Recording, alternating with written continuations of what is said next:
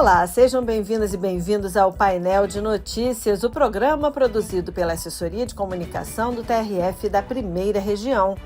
Nesta edição, nosso assunto principal é o direito a ser indenizado em caso de ações ou omissões do poder público. Acompanhe comigo. TRF da Primeira Região determina que União custeie tratamento de saúde de vítima de acidente em elevador. TRF1 mantém condenação por extração ilegal de areia em área de preservação no Rio Tocantins. ESMAF conquista o primeiro lugar no Prêmio de Inovação Justiça Exponencial. Começa agora. Fica comigo.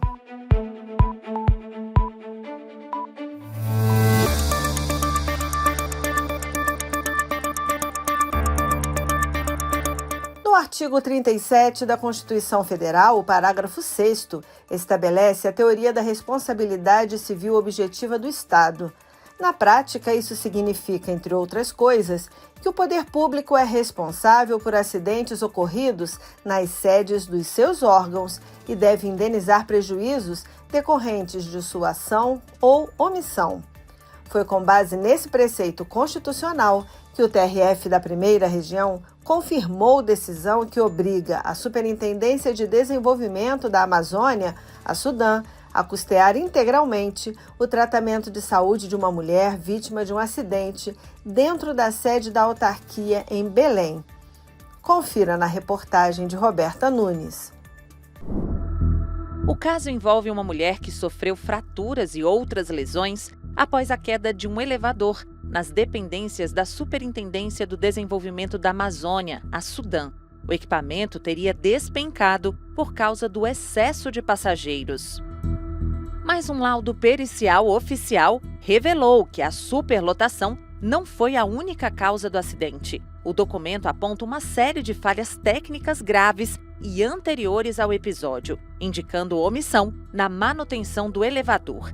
De acordo com a perícia, foram constatados ausência de sistema controlador de carga, que é obrigatório pela norma ABNT, possível falha no controlador de velocidade e desgaste acentuado nas lonas e sapatas de freio. O sistema controlador de carga, que impediria o elevador de se mover com peso acima do permitido, não existia. Para o tribunal, a falta desse item de segurança foi determinante para o acidente. Por isso, o argumento da instituição, que alegou culpa exclusiva das vítimas pela superlotação, não foi aceito. Para os desembargadores, as falhas estruturais e de manutenção do equipamento demonstraram que o elevador não oferecia as condições mínimas de segurança.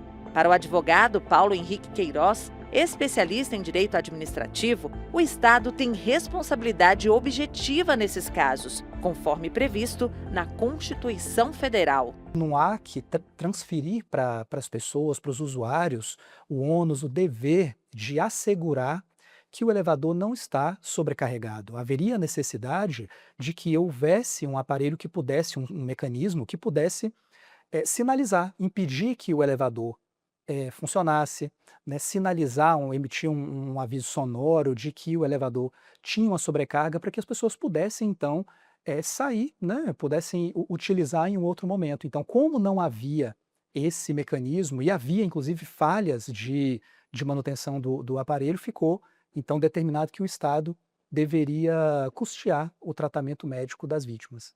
Como a vítima do acidente ficou com sequelas que exigem tratamento médico que só pode ser feito em local distante do lugar onde mora, o TRF1 confirmou a sentença que determinou que a SUDAM pague não apenas o tratamento, mas também as despesas de transporte, alimentação e estadia para ela e um acompanhante, até que ela se recupere totalmente. Mas nem sempre a história termina assim. O gesseiro Anderson dos Reis também foi vítima de um acidente em elevador, no hospital em que prestava serviço em Brasília. Nós pegávamos o elevador, aí nós estávamos uma turma de 15, 16 pessoas. Ao entrar no elevador, ele despencou. Do 5º andar, foi parar no -4. Eu e outro rapaz que estava encostado no fundo do elevador, nós teve sequela grave, porque eu arrebentei a perna e outro rapaz chegou a quebrar a parte do osso da bacia, né? Que teve que fazer cirurgia também.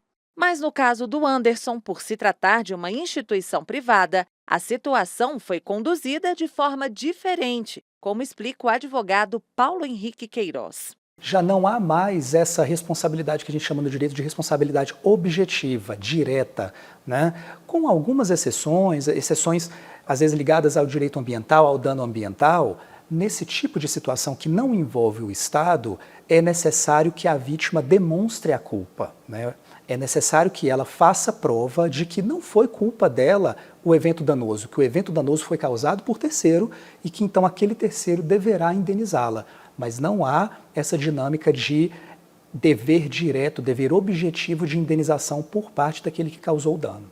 Para os especialistas, como o engenheiro eletricista Juliano Ferreira, o elevador é o meio de transporte mais seguro do mundo e acidentes com ele sempre podem ser evitados com a utilização correta do equipamento. O elevador, para funcionar nas condições de segurança, ele tem que ter uma manutenção periódica, tem que ter técnicos treinados, tem que ter um engenheiro responsável.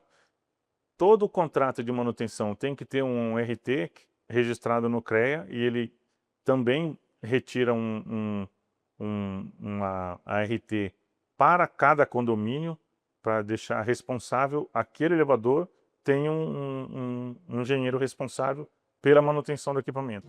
E o responsável por fiscalizar a atuação dos profissionais da área de engenharia e garantir que os serviços prestados estejam dentro dos padrões técnicos de segurança exigidos é o Conselho Regional de Engenharia e Agronomia, o CREA, como explica o engenheiro Rodrigo Ramiro. O CREA ele tem a responsabilidade de fiscalizar as obras, seja para elevador ou qualquer outro tipo de obra, né? Mas o CREA também ele pode ter uma abertura por denúncia ou até por consulta, né? A população tem essa liberdade de estar ligando para o CREA, verificando se a empresa que atua tem um registro, né?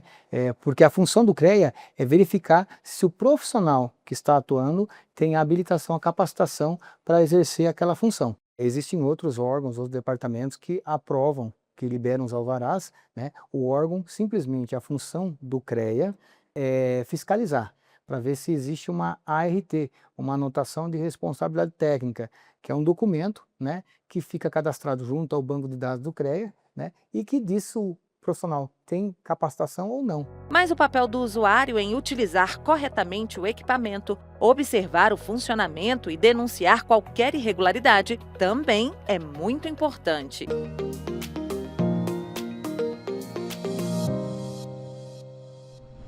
Como dito na reportagem, além da manutenção adequada, a utilização correta do equipamento também é fundamental para evitar acidentes.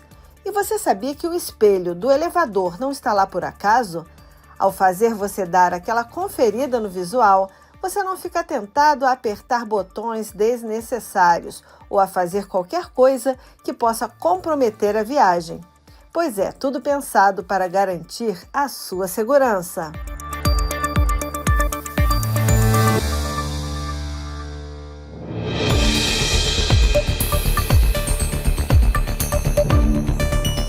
Em outra decisão, o TRF da Primeira Região confirmou a condenação do proprietário de uma empresa de mineração por extrair ilegalmente a areia do rio Tocantins.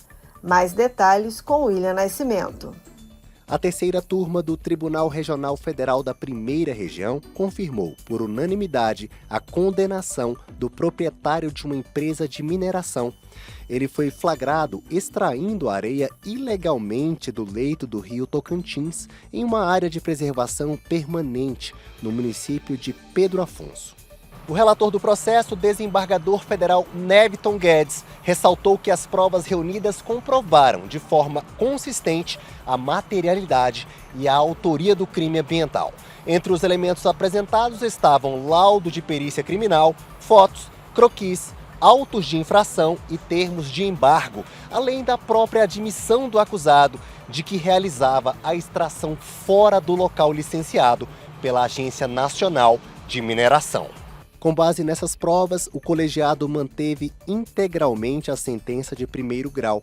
A pena estabelecida é de 1 ano e 9 meses de detenção, em regime inicial aberto, acrescida de 22 dias multa, substituída por penas restritivas de direitos, prestação pecuniária equivalente a 4 salários mínimos e multa substitutiva de R$ 1.000.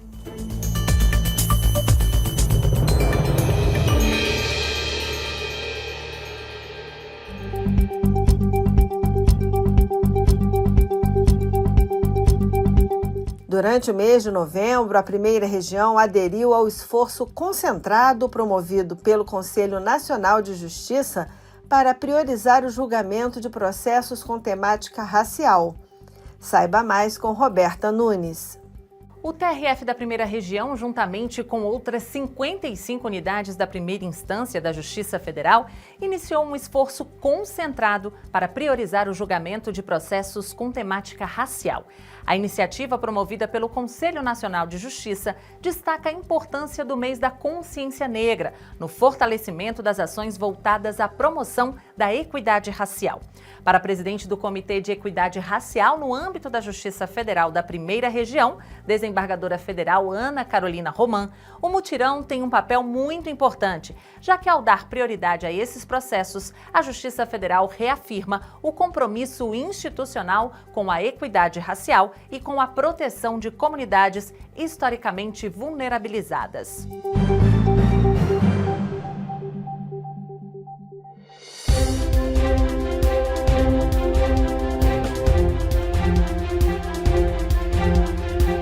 Nossa última notícia é sobre a premiação conquistada pela Escola da Magistratura Federal da Primeira Região. Quem conta é o William Nascimento. E a SMAF, Escola da Magistratura Federal da Primeira Região, conquistou, pelo 2º ano consecutivo, o primeiro lugar no Prêmio Inovação Justiça Exponencial. O reconhecimento veio graças ao Cinemaf, um sistema criado em parceria com o Conselho da Justiça Federal para modernizar e integrar a formação de magistrados em todo o país. O projeto é resultado de um trabalho conjunto entre equipes da SMAF e do CJF, lideradas pelo desembargador Jamil de Jesus Oliveira e pelo ministro do STJ, Luiz Felipe Salomão. A iniciativa mostra como a colaboração entre instituições pode impulsionar a inovação no judiciário. Magistrados e equipes administrativas também participaram da fase de testes e operacionalização do sistema, garantindo que a plataforma atenda às necessidades de quem atua na formação jurídica.